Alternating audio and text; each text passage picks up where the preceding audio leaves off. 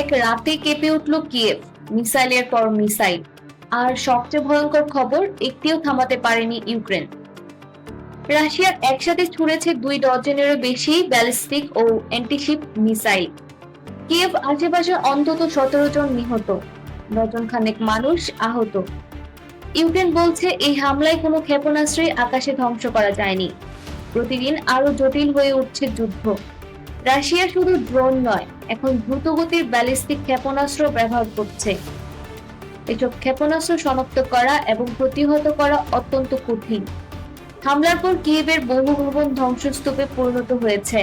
উদ্ধারকর্মীরা ধ্বংসস্তূপের নিচে জীবিত মানুষ খুঁজে বেড়াচ্ছেন।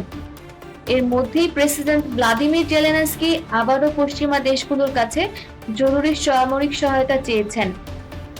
তার ভাষায়, ইউক্রেনকে এখনই আরো শক্তিশালী আকাশ প্রতিরক্ষা ব্যবস্থা দিতে হবে। কিন্তু এখানেই তৈরি হয়েছে নতুন সংকট। বিভিন্ন প্রতিবেদনে বলা হচ্ছে, যুক্তরাষ্ট্রের অস্ত্রের মজুদ নিয়ে উদ্বেগ বাড়ছে। যদি এই সরবরাহ ধীর হয়ে যায়, তাহলে ইউক্রেন কি ভবিষ্যতে আরো বড় ক্ষেপণাস্ত্র হামলা ঠেকাতে পারবে? আরেকটি অভিযোগ আরো বেশি আলোড়ন তুলছে।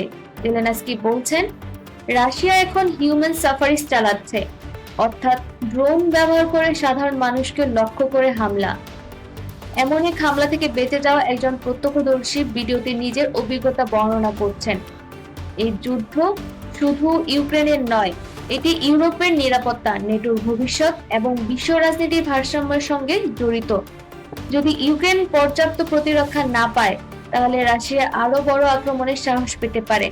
আর যুদ্ধ তত দীর্ঘ হতে পারে, তত বাড়বে বৈশ্বিক অর্থনৈতিক অনিশ্চয়তা ও নিরাপত্তা ঝুঁকি। সবচেয়ে বড় প্রশ্ন এখন, যুক্তরাষ্ট্র তার মিত্ররা কি নতুন প্রতিরক্ষা ব্যবস্থা পাঠাতে পারবে, নাকি অস্ত্রের সীমিত মজুদ ইউক্রেনকে আরো দুর্বল অবস্থায় ঠেলে দেবে? এই প্রশ্নের উত্তরই হয়তো নির্ধারণ করবে যুদ্ধের পরবর্তী অধ্যায়।